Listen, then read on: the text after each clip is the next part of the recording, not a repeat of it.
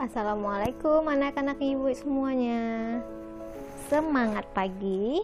Allahu Akbar.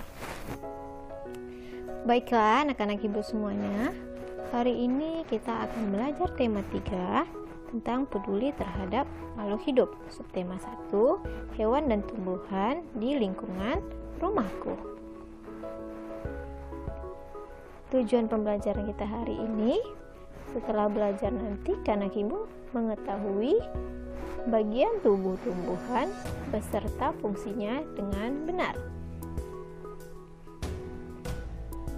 Manusia memiliki bagian-bagian tubuh seperti kepala, badan, tangan, dan kaki dengan fungsinya masing-masing.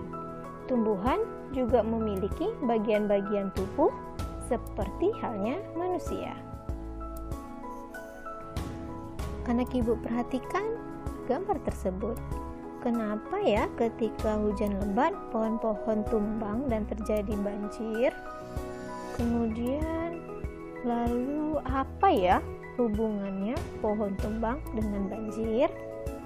Ya, ternyata tidak ada akar yang menyerap air hujan. Akar merupakan salah satu bagian dari tubuh tumbuhan.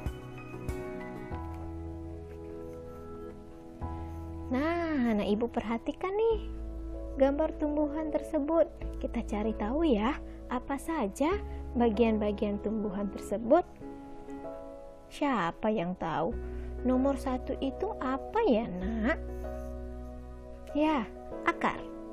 Nomor 2, apa ya nama bagiannya? Ya, benar. Itu adalah batang. Yang ketiga, apa ayo nak? Yang ketiga, daun. Yang keempat, siapa yang tahu ya itu apa? Ya, benar. Itu namanya bunga. Nomor 5, anak ibu pasti semuanya tahu. Apakah itu? Ya, benar. Itu buah. Sekarang kita bahas fungsi dari masing-masing bagian tumbuhan itu ya, Nak.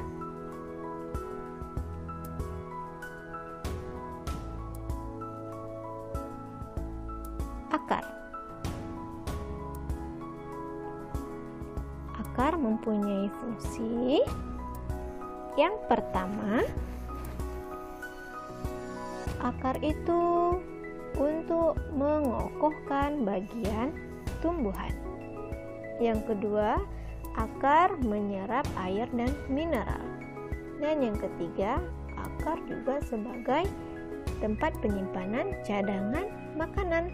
Contohnya pada wortel, kentang, dan umbi-umbian. Akar ada 2 jenis ya, Nak. Ada namanya akar tunggang dan akar serabut. Yang kedua adalah batang. Batang mempunyai fungsi sebagai tempat munculnya daun, bunga, dan buah. Batang juga berfungsi untuk mengedarkan mineral dan air yang diserap akar. Batang bermacam-macam, Nak. Ada yang batang berkayu, ada batang rumput, dan ada batang basah. Yang ketiga adalah daun.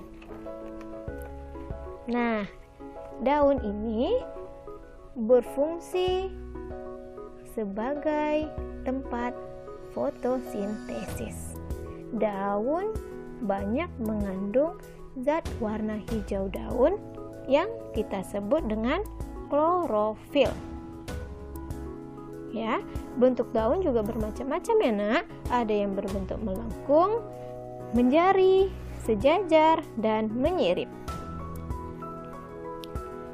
Nah, yang keempat yaitu bunga.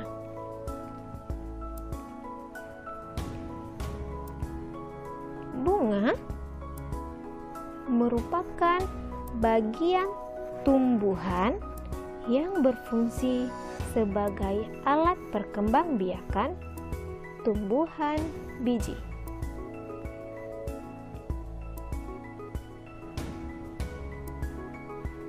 Bunga itu juga mempunyai bagian-bagiannya, Nak. Yaitu ada mahkota, ada benang sari, putik, kelopak, dan tangkai bunga. Nah, yang kelima adalah buah. Di dalam buah ada biji. Ya.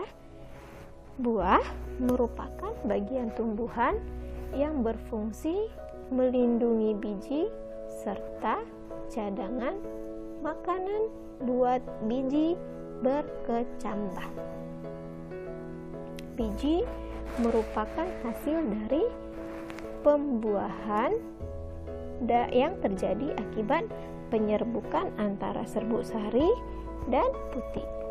Jika biji kita tanam, akan tumbuh menjadi tumbuhan baru. Nah, tugas anak ibu sekarang nih.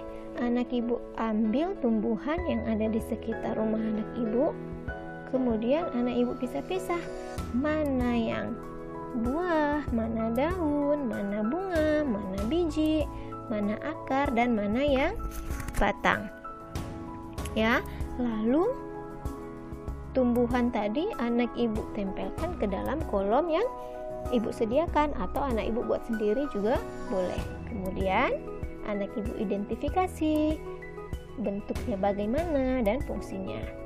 Nah, ini contohnya ya, Nak. Ini ibu contohkan adalah daun. Di sini ibu buat daunnya berwarna hijau, fungsi daun untuk fotosintesis. Anak ibu identifikasi bentuk, fungsinya. Kemudian jangan lupa ya, Nak, tumbuhannya anak ibu tempel.